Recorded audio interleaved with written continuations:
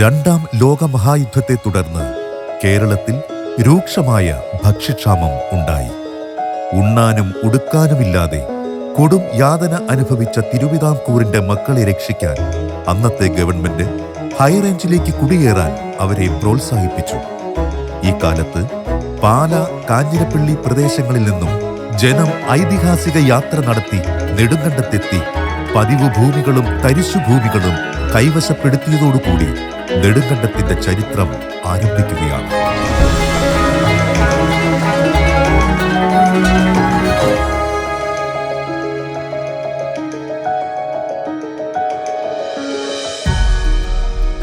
കറതീർന്ന വിശ്വാസത്തിന്റെ കേന്ദ്രങ്ങളായിരുന്ന നാട്ടിൻപുറങ്ങളിലെ ഭവനങ്ങളിൽ നിന്നും ആയിരുന്നു ഈ കുടിയേറ്റം.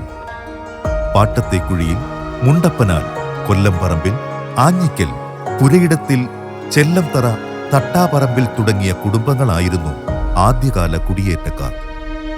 കൊടും തണുപ്പ്, വന്യമൃഗങ്ങളുടെ ആക്രമണം, ഭയപ്പെടുത്തുന്ന അന്തരീക്ഷം ഇവയെല്ലാം ജീവിതം ദുസ്സഹമാക്കിയെങ്കിലും നെൽകൃഷിക്ക് പറ്റിയ വിശാലമായ നെടുകയുള്ള കണ്ടം അവരിൽ കൗതുകമുണർത്തി. അങ്ങനെ ഈ നാടിന് നെടുങ്കണ്ടം എന്ന പേരിട്ട് അവർ കഠിനാധ്വാനം ചെയ്തു.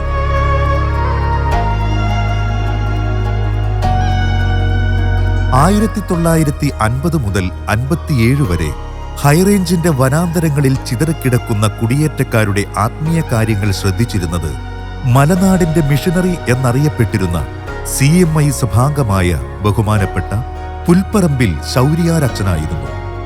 വണ്ടൻമേട്ടിൽ താമസിച്ചിരുന്ന അച്ഛനെ നാട്ടുകാർ കാളവണ്ടിയുമായി ചെന്ന് നെടുങ്കണ്ടത്തെത്തിച്ചു.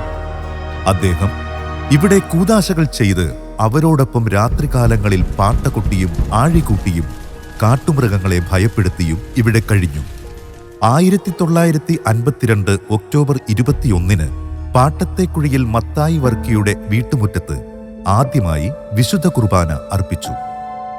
1954 കല്ലും കാട്ടുകമ്പുകളും മുളയും പുല്ലും തൈതലും ഉപയോഗിച്ച് ഒരു ഷെഡ് നിർമ്മിക്കുകയും പകർച്ചവ്യാധികളിൽ നിന്നും രക്ഷിക്കപ്പെടുന്നതിനുള്ള പ്രത്യേക മധ്യസ്ഥനായ വിശുദ്ധ സെബസ്ത്യാനോസിനെ ഇടവക മധ്യസ്ഥനായി സ്വീകരിച്ച് 1954 ജനുവരി 20 വിശുദ്ധ കുർബാന ആരംഭിച്ചു.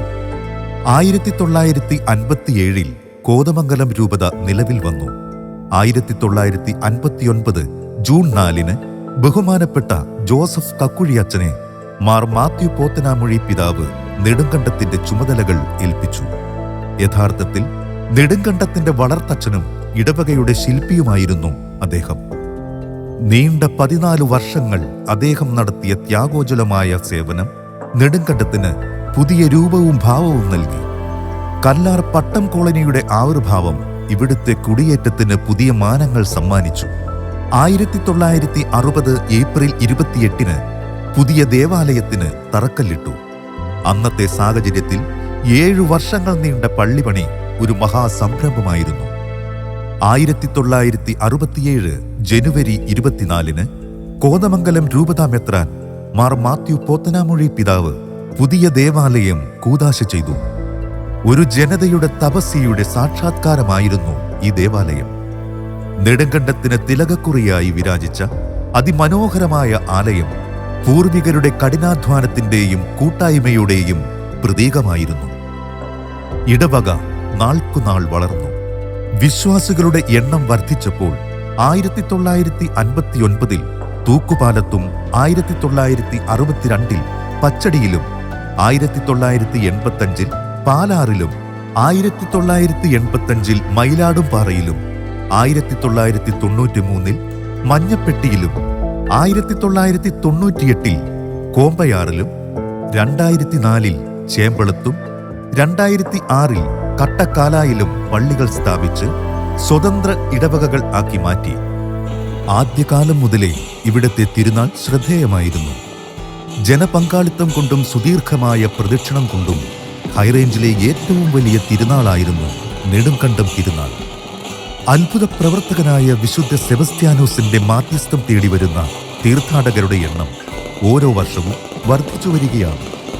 നിലവിലുണ്ടായിരുന്ന ദേവാലയം നിർമ്മിച്ചിട്ട് 55 വർഷം പിന്നിടുമ്പോൾ പുതിയൊരു ദേവാലയം നിർമ്മിക്കേണ്ടത് ആവശ്യമായി തീർന്നു.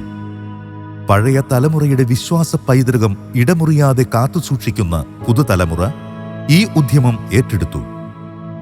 2019 സെപ്റ്റംബർ 8 ഇടുക്കി രൂപതാ മെത്രാൻ മാർ ജോൺ നെല്ലിക്കുന്നേൽ തറക്കല്ലിട്ടു.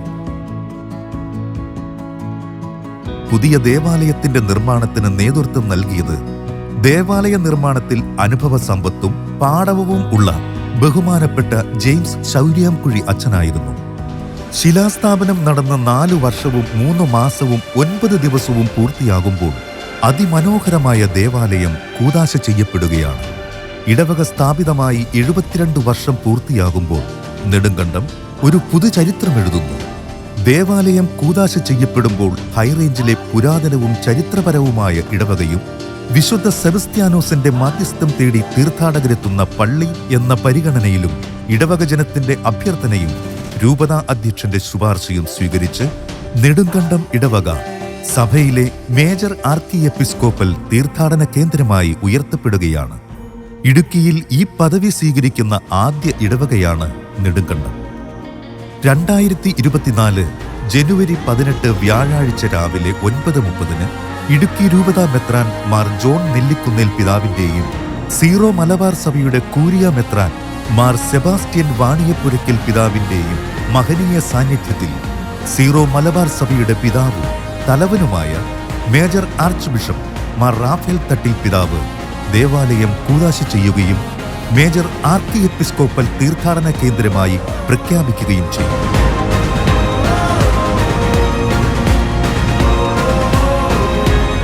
2024 ജനുവരി 18 നെടുങ്കണ്ടം ഇടവകയുടെ ചരിത്രത്തിലെ ഒരു സുവർണ അധ്യായമാണ്. നാൾക്കുനാൾ പ്രത്യാശയുടെ ആത്മീയ ഗോപുരമായി ഹൈറേഞ്ചിൽ വിളങ്ങി ശോഭിക്കാൻ Nedumkandam saint Sebastian's major archiepiscopal തീർത്ഥാടന കേന്ദ്രത്തിന് കഴിയട്ടെ.